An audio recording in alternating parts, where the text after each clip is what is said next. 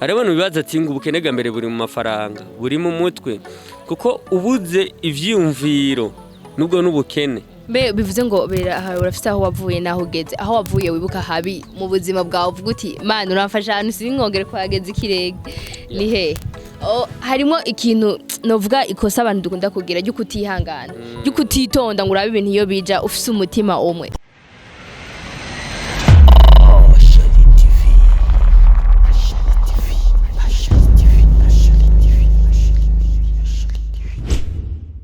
Sali la famille Ashari TV murazi ko ndabakunda cyane ni wa muntu wanyu ni wa mukozi wanyu ndavuga gute ni wa muntu yamayirukira kugira ngo azane bya bindi byose mwamutumayo uno musiro ni cakiganiro mwanyemerera ko mukunda kandi nanje nabemerera ko nzokwama ndabakorera relax nabemerera ko nzobazana abantu batandukanye abastar abantu babazwi canke batazwi kugira ngo mumvirize byinshi bitandukanye ubuzima babayemo uno musifise umutumire. Of course ndi Ange Nelly murambona reka ndabutse kugira subscribe d'abord abantu batarayikora abayikoze nabo guys ntimuyisubiremo ndabingize cyane hari abagiye bayisubiramo mugabo kwisubiramo ntaco bidufasha ahubwo hari ico tuba dutakaje ariko baba waramaze kubikora urahawe ikaze kugira ngo ukomeze ukurikirana ibiganiro bya Ashari TV canke duterera muri byinshi bitandukanye mu commentaire reka tumwakire cyane tumuramutse gose tunamuha ikaze ridasanzwe kuko ni umustar. Guys, ntiyoroshe kuronka ndabarahi turakwakiriye cyane. Yes, merci beaucoup umeze neza. Ni fresh kwere umeze neza nawe. Yego mbiyagize navuga ninde? Ange Nelly Akimana waruzi ngo ninde? Sizina gize. Wow, thanks. Mbwa rero hajya akamaro k'izina. Ibaze yuko je ndabigeranye naho uvuga ati ni nk'akamaro k'imbwa. Gute? Akamaro k'imbwa urazicarira. Ngo no gukuga akamaro k'izina ryawe naryo akamaro k'amazina pana k'izina ryanje akamaro k'amazina guys nugutandukanya abantu je sindatahura ikintu rero bisunga bavuze ngo ufise izina ryiza ufise izina ryiza rimfashije iki ndasonza ndakubitika nk'abandi bose rero nogira izina ryiza kubera rimfashije iki oya biravana izina urabona nk'ubizina dufate nishimwe haje Akimana numva ko ari akantu k'Imana ariko tuvuge ngo ziranotse si ryiza ziranotse numva ko ahubwo zimeze fresh ikirundi gike so reka rero tukubaze nawe basi wibwire abakunzi ba Ashari TV iryo zina ryawe basi twumve nawe ko ari ryiza canke ribi wese twumva amahitamo yawe ko ari ryiza ko ari ribi. Okay ndibaza waje dukorane missions jewe ndakuze mugashaka kabeme ubwire bari aba boss bacu abatipe nyene n'abafana banje tu nitwa Lick Love Promoter mwe mu promoteur bakoze kuva kera natangiye kuva kera 2010 no ninyuma 2010 musi narakoze ndaduga nyene ndakora ama radio atandukanye ndibuka natanguriye muri emission ya showbiz yari kuri Radio Colombe nkorana na JDKL ego twarakoranye niyo radio novuga ko natanguriye gukoreramwo n'izindi ndibaza benshi baragenda bambona ku radio y'Igitega y'Ibujumbura mu ntara zitandukanye tu ego benshi baranzi cyane ego so icyo novuga nuko twokoma dushigikirana ariko yari cyo bita presentation ni Lick Love Promoter umwe akoresha imbuga ngurukana bumenyi cyane gusumba na shetani. Lick Love Promoter ni kuvuga izina ryiwe ririsiguye je nagize amatsiko ndavuga mbega Lick Love Promoter kubera iki iryo zina hari abastar benshi batangura ni izina kanaka mu bikorwa bigiye bitandukanye ariko entre temps mfise ikiganiro ni relax ni umwanya wo kwisanzura ni umwanya wo kudahagara nko mu promoter ni umwanya wo ebane ugufata kuri muri societe bisanzwe kugira ngo ndiko mvuga nti izina hari abatangurana izina kanaka ku bustaye bwabo bivanye naho bageze no guhindura bakahindura amazina we izina Lick Love Promoter niryo watanguranye? Yes, izina Lick Love Promoter niryo natanguranye ariko inyuma yaho abantu benshi bari bamenyereye imbuga za Kin Home cyane kuko iryo zina nige nari créé ndibaza mwarabonye ama concert ya Natasha yanditse ngo Kin Home concert ba Kingorongoro bande baririmba aba star batandukanye izina Kin Home ryaranwaye umwanya muremure kugiyumvira nkavuga ati mbega kuko je navukiye mu Kinama ndi umunyabujumbura ariko mu Kinama igihe gifite amateka arenze ego kera yitwa Faubourg yitwa Faubourg mu nyuma bayihinduka Kinama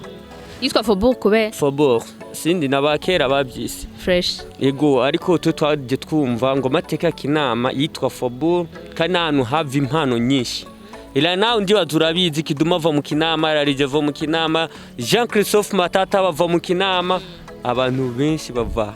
Eda rugiye kurana n'amesha makuru benshi bava mu Kinama ya ndavaza nk'umuntu yahavukiye umuntu novuga yagumye hakurikirana byinshi bitandukanye gushika none munsi ibikorwa hari byinshi bikorwa twashaka tukavuga muri entertainment usanga bikorerwa mu Kinama biva mu Kinama impano zose umenga ziva mu Kinama kubera iki abantu bamaze gushika hejuru nk'abo bakidu muri kuravuga tudakunze kubabona cyane cyane bagaragara mu bikorwa byitirirwa Kinama canke ibintu nk'ibyo okay so icyo novuga Kidumi cyambere ntari mu Burundi ari muri Kenya iyo bishitse araza agashigikira ibintu ndibaza ino video arazoyibona ategezwa kuyibona kuko ndazi ndubaha link kuri page yanje ya Lick Love Promoter abantu azoyibona ariko asanwa following ese wenyine n'abandi rero hari ibintu ahoraterera agafasha ndibaza yamabikora subwa mbere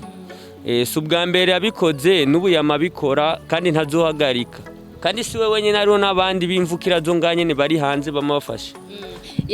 Lick Love Promoter hari byinshi bigiye ugenda wigira muri societe nico kintu nkunda kubaza kuko kino kiganiro nagiteguye kugira ngo twumve hayere mu buzima tubayemwo abantu ngene babayeho mbe n'igiki kibaryohera mbe n'igiki bitaho kurusha ibindi byose ndi umunyene turonka umwanya wo kwisanzura mu mutwe turuhuka ibyo tuba turimo umuntu abari mu biyashu byinshi bitandukanye by'akazi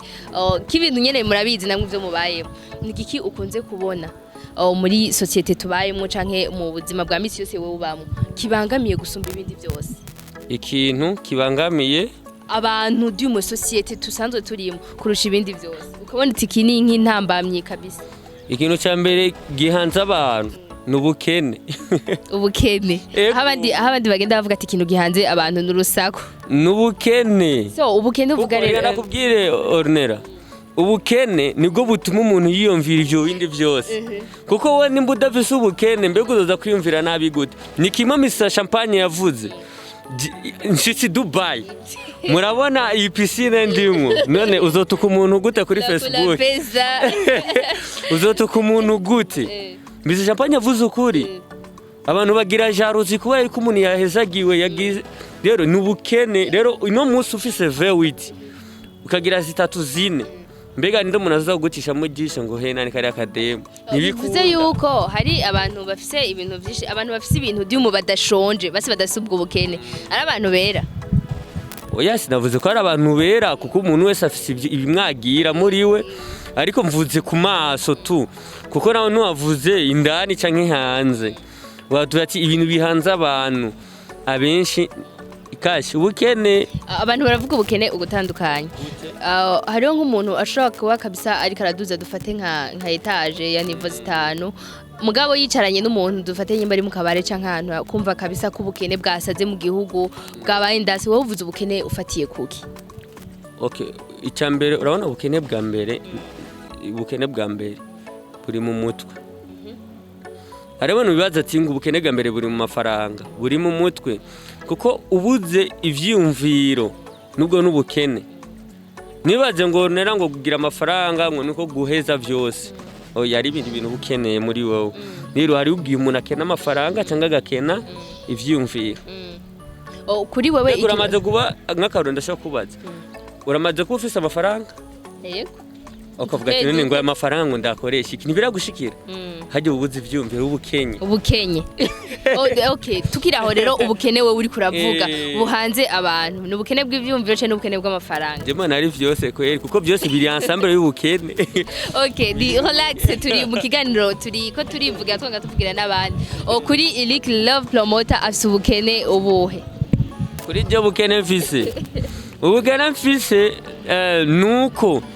noshika kuco je nukenye udakenye bivuge oya je sinunze oya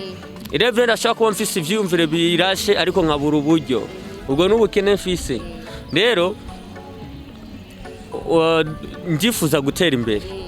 urumva ariko ari ibintu ntarashikako n'ubukene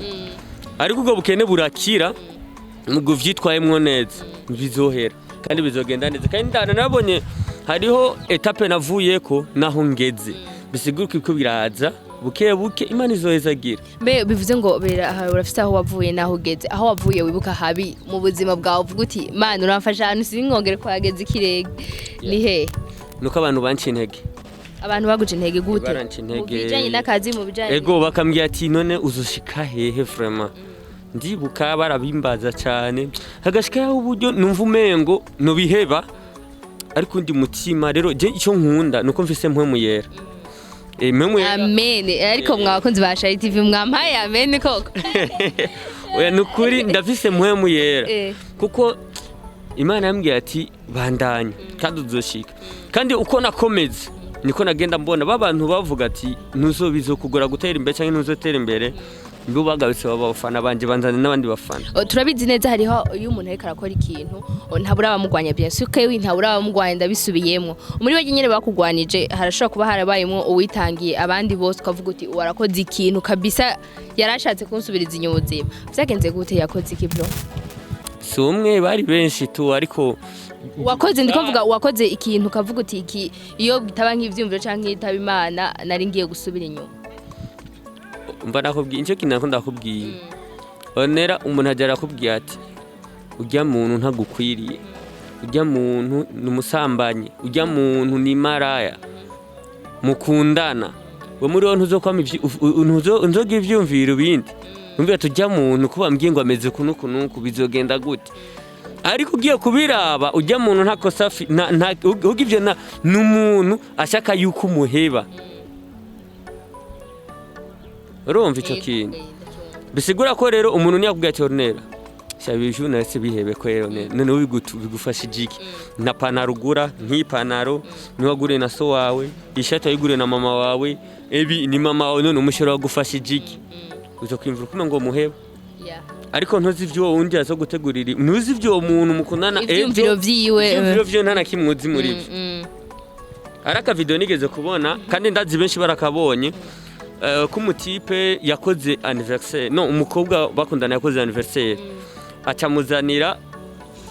urufunguruzo rwo mu modoka bw'imodoka shasha ayizana mu mukate rero wa mukobwa yafise inshuti ziwe